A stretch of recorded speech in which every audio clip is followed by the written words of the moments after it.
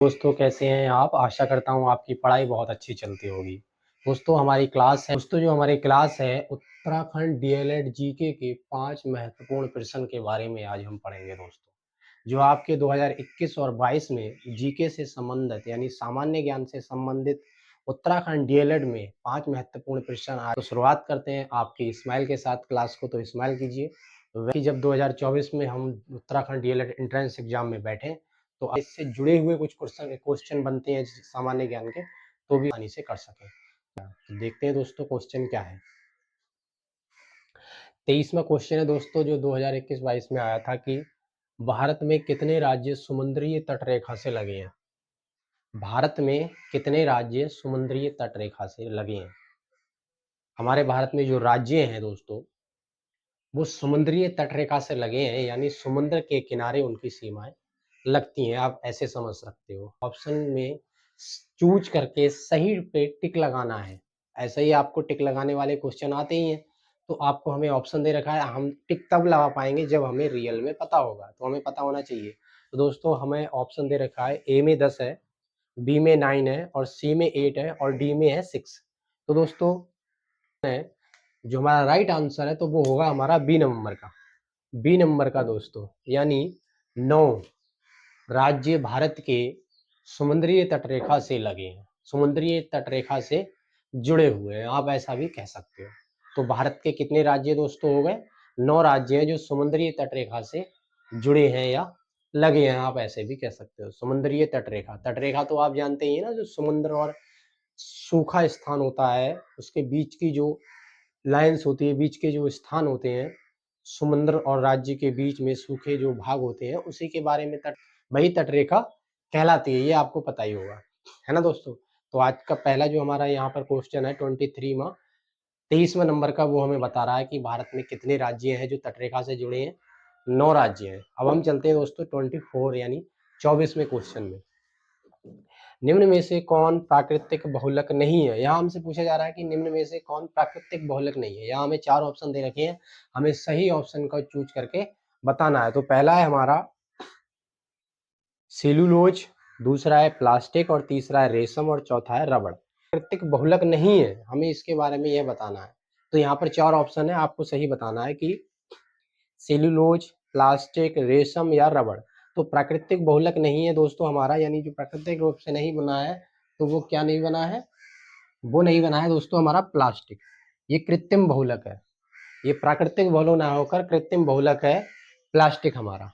ठीक है दोस्तों, तो आपको पता होना चाहिए, अगर पूछा जाता है आपसे कभी भी कि प्राकृतिक बहुलक के बारे में बताइए, ऑप्शन में दे रखा होगा दोबारा से, तो आप याद रखना कि प्लास्टिक प्राकृतिक बहुलक नहीं है, ये कृत्रिम बहुलक। वहीं दोस्तों हमारा ये जो 25वां क्वेश्चन है, ये हमें बता रहा है कि कंप्यूटर में निम्न में से उच्च स्तरीय भाषा को मशीनों भाषा में बदलता है। ठीक है दोस्तों, यहाँ पर हमें 4 ऑप्शन दे रखे हैं और हमें बताना यह है कि कंप्यूटर में निम्न में से उच्च स्तरीय यानी उच्च स्तरीय भाषा को मशीनों भाषा में बदलता है। ठीक है दोस्तों, जो उच्च स्तरीय भाषा है हमारी उसको मशीनी भाषा में बदलता है, हमें ये बताना है। यहाँ कौन बदलता है वो हमें बताना है। यहाँ पर ऑप्शन है दोस्तों असेंबलर, इंटरप्रेटर और कंपाइलर या इनमें से कोई नहीं। तो इसमें से दोस्तों जो राइट आंसर है, जो कंप्यूटर में निम्न में से उच्च स्तरीय भाषा को मशीनों भाषा में बदलता है, तो वो बदलता है दोस्तों आपका कंपाइलर। सी नंबर हमारा ऑप्शन इसमें राइट है कि कंपाइलर है जो उच्च स्तरीय भाषा को मशीनों भाषा में बदलता है। ठीक है दोस्तों, ये आपको याद रखना है कि उच्च स्तरीय भाषा को मशीनी भाषा में जो बदल रहा है वो कौन है?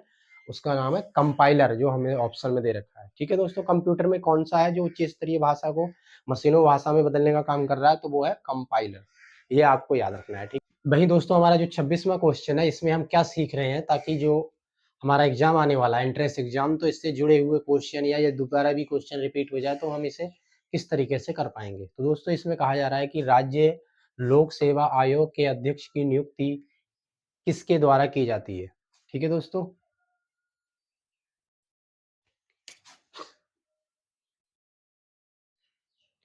ठीक है दोस्तों, यहाँ हमारा जो क्वेश्चन है 26वां, वो हमसे पूछ रहा है कि राज्य लोक सेवा आयोग के अध्यक्ष की नियुक्ति किसके द्वारा की? राज्य लोक सेवा आयोग की, यानी राज्यों की बात हो रही है। तो यहाँ पर पूछा जा रहा है कि राज्य लोक सेवा आयोग के अध्यक्ष की नियुक्ति किसके द्वारा की जाती है, जो राज्य के अंदर है। तो अब हमें ये बताना है कि करता कौन है इनकी नियुक्ति राज्य में। यहाँ 4 ऑप्शन दे रखे हैं दोस्तों, राज्य के मंत्री करेंगे, या भारत के राष्ट्रपति करेंगे, या राज्य के राज्यपाल करेंगे, या डी नंबर में हमारा संघ लोक सेवा आयोग के अध्यक्ष। यहाँ 4 ऑप्शन दे रखे हैं, हमें सही ऑप्शन बताना है कि इसमें से कौन इनकी नियुक्ति करेगा, कौन राज्य के लोक सेवा आयोग की अध्यक्ष की नियुक्ति। ठीक है दोस्तों, तो आपको याद ये रखना है कि यहाँ पर हमेशा जब राज्य में राज्य लोक सेवा आयोग की नियुक्ति होता है तो हमेशा राज्य के राज्यपाल करते हैं, जो हमारा सी नंबर में क्वेश्चन है दोस्तों। ठीक है, हमेशा आपको याद रखना है कि जब राज्य में लोक सेवा आयोग के अध्यक्ष की नियुक्ति की जाती है तो राज्य के राज्यपाल करते हैं। ठीक है दोस्तों, जो स्टेट होता है उसके जो राज्यपाल होते हैं वो हमेशा इनकी नियुक्ति करते हैं। एक क्वेश्चन दोस्तों इसमें और बनता है जिससे सीखना बहुत जरूरी है। अगर हमसे ये पूछा जाता है कि भारत में लोक सेवा आयोग अध्यक्ष की नियुक्ति कौन करता है, तो दोस्तों आपको पता होना चाहिए, तो भारत के राष्ट्रपति करते हैं। तो भारत के राष्ट्रपति के द्वारा भारत के लोक सेवा आयोग के अध्यक्ष की नियुक्ति की जाती है। तो यहाँ पर दोस्तों हमसे राज्य के राज्यपाल के द्वारा राज्य के लोक सेवा आयोग के अध्यक्ष की नियुक्ति तो हो गई। अगर यही क्वेश्चन वो बदलकर इस तरीके से भी पूछ सकते हैं इसके बारे में कि भारत के लोक सेवा आयोग के अध्यक्ष की नियुक्ति कौन करता है, तो आप कैसे बताएंगे, आपको याद होना चाहिए, तो भारत के राष्ट्रपति करेंगे, ये आपको याद रखना है। ठीक है दोस्तों, तो आज के क्वेश्चन में तो हमसे राज्य लोक सेवा आयोग के अध्यक्ष की नियुक्ति पूछा गया था, तो हमें बताना है राज्य के राज्यपाल। अगर वो पूछते कि भारत के लोक सेवा आयोग के अध्यक्ष की नियुक्ति कौन करता है, तो आपको बताना है भारत के राष्ट्रपति। तो उम्मीद करता हूं दोस्तों आपको बहुत अच्छे से समझ में आता होगा। अब हम चलते हैं नेक्स्ट क्वेश्चन की तरफ। दोस्तों 27 में जो हमारा क्वेश्चन है वो है प्रायद्वीप भारत की सबसे लंबी नदी कौन सी है। तो भारत की सबसे लंबी नदी दोस्तों जो प्रायद्वीप के नाम से इन्होंने यहाँ पर पूछी है, तो वो है दोस्तों हमारी गोदावरी। ठीक है दोस्तों, गोदावरी। प्रायद्वीप का मतलब पहले आप समझ लीजिए। ठीक है दोस्तों, पानी से घिरा हुआ भाग, ऐसे स्थान को, ऐसी नदी को हम प्रायद्वीप नदी कहते हैं। ठीक है दोस्तों, तो आप इस तरीके से आप समझ सकते हैं। तो प्रायद्वीप भारत की सबसे लंबी नदी कौन सी है, गोदावरी नदी है। सबसे लंबी नदी प्रायद्वीप भारत की सबसे लंबी नदी दोस्तों गोदावरी है।